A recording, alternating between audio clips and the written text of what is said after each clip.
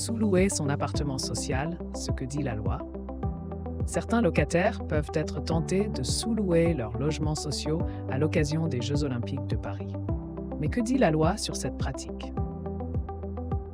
La sous-location d'un logement social, est-ce une pratique légale en France? A priori, un appartement social n'est pas éligible à la sous-location. Aux yeux de la loi, il s'agit d'une pratique illégale.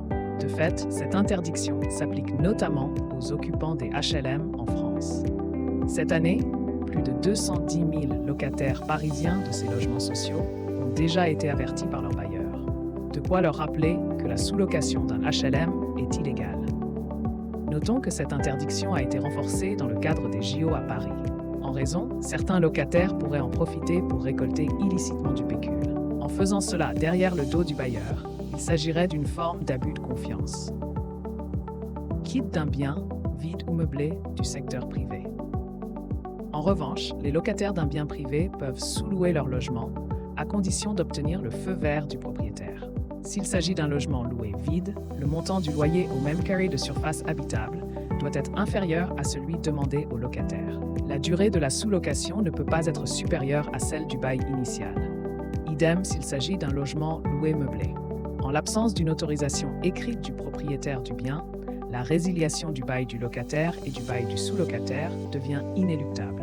Dans certains cas, le locataire hors la loi peut être contraint de verser au bailleur le montant des sous-loyers perçus. À cela s'ajoutent des dommages et intérêts en cas de préjudice. À l'instar d'un bien privé, un logement conventionné ANA peut faire l'objet d'une sous-location.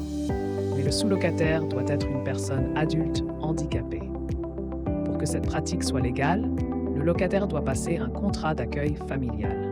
Également, le propriétaire doit être informé par lettre recommandée avec accusé de réception. Des sanctions potentiellement lourdes en cas de sous-location illicite. En tant que locataire d'un logement HLM, vous n'avez pas le droit de le mettre en sous-location. Idem pour la sous-location sur Airbnb. Le cas échéant, vous êtes passible d'une amende de 9 000 € en vertu de l'article L. 442-8 du Code de la construction et de l'habitation. D'après la Cour d'appel de Versailles, 78, l'activité lucrative de la sous-location s'apparente à un détournement de la finalité sociale du HLM, d'où l'instauration de cette sanction depuis janvier 2023.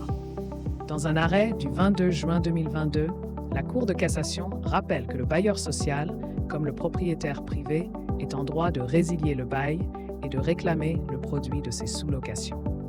Justement, pour anticiper une explosion de la sous-location pendant les JO à Paris, les principaux bailleurs sociaux de la capitale ont envoyé aux 216 000 locataires une lettre rappelant l'illégalité de cette pratique.